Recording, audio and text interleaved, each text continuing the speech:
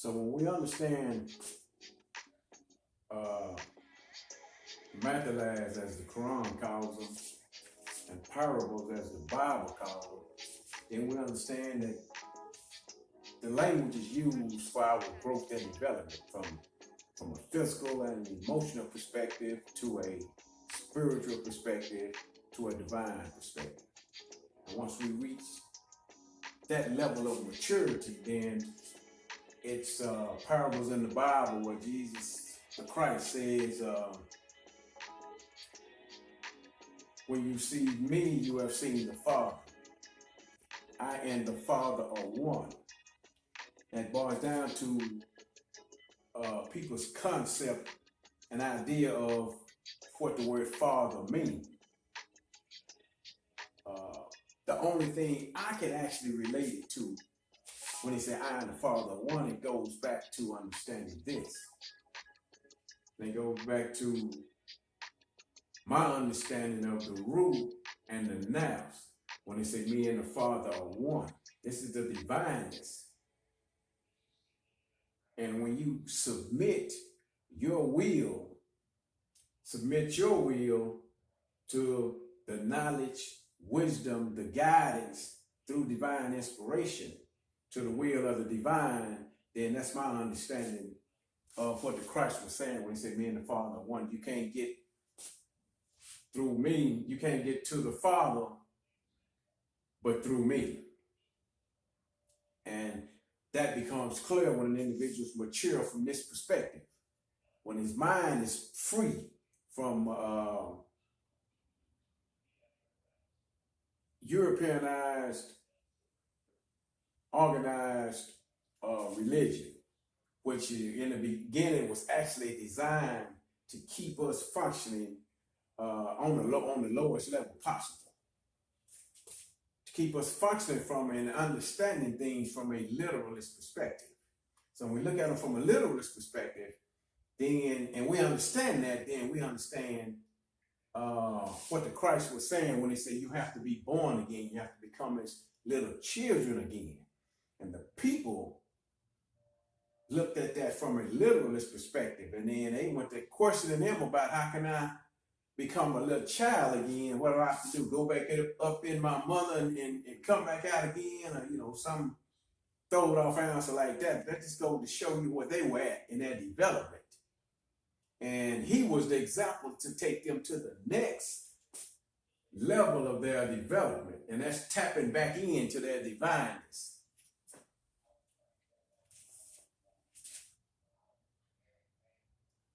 Once we begin to understand this, and like I say, we're not going to get this from nobody else. We got to get it from each other. Because if you really understand this scripture, and you really understand the Bible, from this perspective, like I say, they go hand in hand. When you begin to get this understanding, then the stories and events in both scriptures become crystal clear to you. Because you already know what to look for. In the Quran, it says, we've given to humanity, a man, every kind of mathalah possible. Every possible mathalah that you can ever think of is in this scripture right here. And the Bible confirms that. They're also in the Bible also, excuse me. And the Quran confirms that. And like I said, they confirm each other. It just depends on, what the story of the event is. Because one go in more detail than the other and vice versa. But what I'm going to try to do in the near future is deal with my brothers and sisters from 1, 2, 3, 4, 5, 6, 7. We're going to get an understanding of these 7 Arabic words right here as they relate to us. And once we get this understanding, we're going to do this together. You're just not going to stand here and listen to me. You got to give me some feedback, and you got to give me your input, your insight. But once we get this understanding, this is what I mean by having a foundation. And once you build that foundation from this perspective, then when you pick this Quran up it's like you looking in the mirror. You looking at yourself when you looking at this scripture, and you understand it from this perspective right here. Then you won't be doing a bunch of unnecessary reading and thinking. Because once you get this down, this is part of the unseen, every bit of this. Once you get this down, then you see how it manifests through the stories and through certain historical events dealing with the people, because everything starts here anyway. Everything starts here. And this is sort of like the CPU, central processing unit, where everything comes in and get filtered, analyzed, scrutinized, they say inductive, deductive reasoning, so on and so forth, and then they get processed and stored in our subconscious mind, or somewhere in the mind. So once we begin to understand this and understand how this works and everything works, then, like I said, the scripture becomes pretty clear to us. And then a lot of things that we just read over, we can go back over those ayahs, go back over some of those stories or some of those parables or metaphors or whatever, with this understanding as we apply this to ourselves. So you apply this to yourself every day. And then this will become a lot more clear to you also. This is the word salat, which is prayer in Arabic. And this is the word dua, which means supplicate. Supplicate in the sense of asking, requesting, asking and requesting something as dua. And then once you get this understanding also, this word also, once you take a picture of that and go in ayahs, you see where it say prayer, because a lot of times they translate it as prayer too, this here. But that's not what you're doing. These are two different words with two different meanings. So you can't translate this as prayer and that's prayer too. They're different understandings. In 2 and 186, this is of the Quran, it says, I hear the supplicant. It's in the active participle form. That's what I mean by word structure. Not this form here, but it's an active participle, meaning somebody seeking him to question something. He says, I hear the supplicant when he supplicates to me, but likewise, hear my call, that you might be guided right. And that's the dua. So in other words, you hear our call, but we need to be still and also listen to his call, that we might be guided right in the sense of whatever we was requesting or seeking in the form of a dua. That, sometimes you got to sit still and wait and listen for the answer to that. That might not necessarily come internally, but something or somebody on the outside trigger that same response of what you was asking for. And that's the power between understanding these two right here, because this one here is in more of an acknowledgement. You're acknowledging and understanding that it's a divine force greater than yourself that's a part of your being, your total makeup.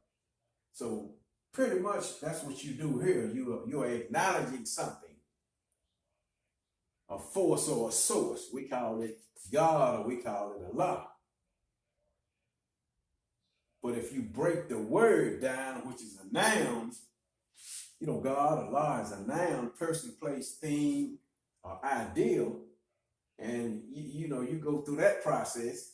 You can't look at it as a person, a place, a thing. So the only thing left is the ideal.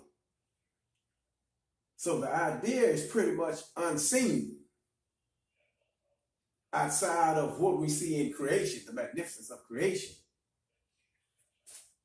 But this is the actual ideal right here, what was placed, the divine is placed inside of us. That voice that never tells us nothing wrong. That's the idea, that's the concept behind, how I view the word God or the word Allah. The highest form of my conscious awareness, which is divine, which is this, which gives me this.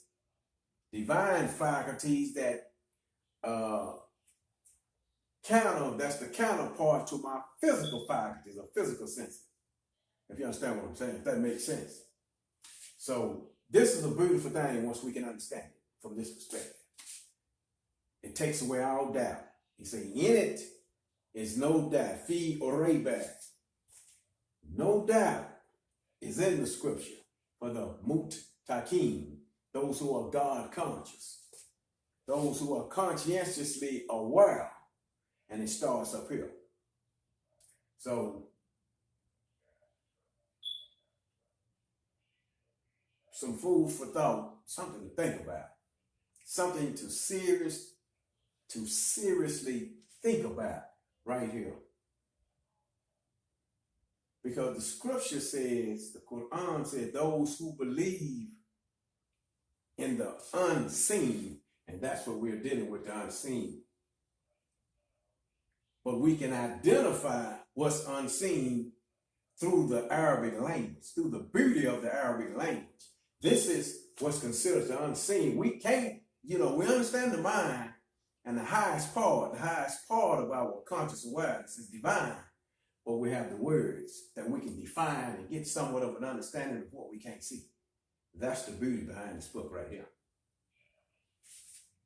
And the Bible goes right along with that, with this understanding. When it says, 1 Corinthians 44 and 47, it says, where there is spirit, there is flesh. And it says, the spirit is the Lord from heaven. But we're actually not talking about the spirit. That's what I mean. People get the word spirit and soul and they use them interchangeably. But is the Lord from heaven? We're talking about something divine. So we're talking about this. It's the Lord from heaven. This is what inspires this here. And you can see that understanding through here. Through this story right here dealing with the mother of Moses. Because if you understand that story, understanding this hard and this hard, and then you go back and read that story, 7 through 10, and I think it's the 10th verse, you'll see these two words. The inspiration come through this, what I consider the intellectual heart. We'll keep it heart. We'll keep both of them heart, but we're going to make a distinction. This is the intellectual heart. This is the emotional heart. So the inspiration sent to the mother of Moses comes through the intellectual heart. Once she reveals, she get the plan, and she properly analyzed, scrutinized the plan, because ain't nothing wrong with that, because it's coming from a divine perspective. Through inspiration, once she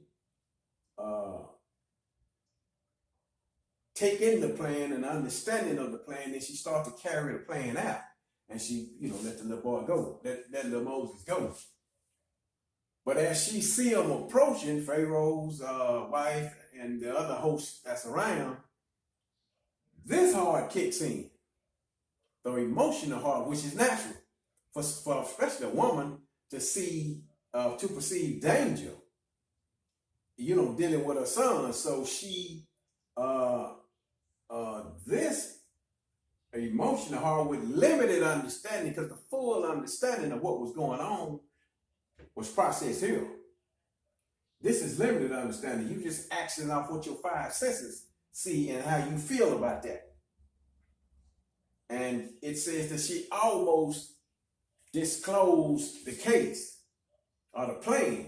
She almost went out of her emotions and exposed the plan. They say, but we strengthened her. We say we strengthened her cause right here. She was about to act or react from this one, and this one was strengthened again. But the word that I like to use without taking away the impactfulness of the understanding of this word is reinforced. Most translators say strengthen. But I say, to me, a better word to use is to reinforce the original plan and original understanding that she got here, to reinforce that understanding upon her again, because she had it once and was overpowered by her emotions. So the understanding was reinforced. To me, it's more impactful used. They're both impactful words, translations, but to me, the more impactful one would be to reinforce an understanding that she already had before her emotions pushed out there. And then once the understanding was reinforced on her logically and reasonably, she caught herself and then just stood and then explained the rest of the story, how Moses come back to her. And that the promise of the law was true and that she remained one of the believers. That's the beauty behind understanding, because if a person just reading and they run across the word heart and then run across the word heart again, then you either gonna continue to read or you might stop and try to figure it out and then continue on.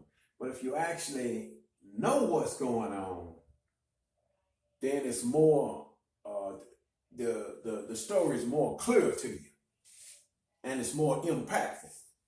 And then you can explain it. It's each one teach one. So you can explain it to somebody else. Or y'all could just, start like a little study group or whatever when you get this understanding, and then y'all kind of like kick information around, kick it around. That's what I do. Me and a couple of brothers that we take time out to study every week together. And we kick certain information around using this model or using this as our foundation. So we got the foundation. So everything else is just a matter of manifesting this in one way or another. So with that, I hope you brothers and sisters was able to get something out of that. We're going to continue this long line of this course right here with the comparative religious studies. I'm going to try to do this, inshallah, twice a week, God willing. And, but I'm going to stay here. And I use Bible and Quran. But I'm going to stay here because, to me, this is what most of us is lacking. This understanding as it relates to us. And once we get this understanding and we can apply it to ourselves, then the scripture will become a lot more clear. Because if you just really think about it, we are allegorical, metaphoric, parable type people. That's why he say he placed every method in the scripture. That's why you have them in the Bible. And the Christ said, the message or the word that I brought for you is not for them. He said, that's why I speak in parables. And he gave an example, several examples. One of the examples was walking on water. And the other one was being born again, have to become his little children again. So, but it just boils down to what people at up here. And if they're going, you shouldn't have a problem. I got a 10-year-old son that can grasp this right here. He understands this. He understands this more than drawing. And then, he understands these words to a certain degree. Based on his understanding, his development as a 10-year-old. So it won't be a problem grasping. You just got to hang in there. And you're not trying to learn the language of the total Quran. You want to me, get the best part of the Quran. To me, this is the best part. The spiritual and the divine, along with understanding the physical, your physical composition, as well as your spiritual and divine composition. How it all mesh and go together. Because this is actually talking about African people. It's talking about sun people, melanated people. When he, in 15 and 28, when he describes this, no knock against nobody else. But I'm just saying what he choose to place this in. And science, the different sciences support that.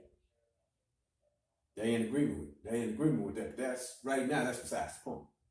What we're trying to do is get an understanding of this for now.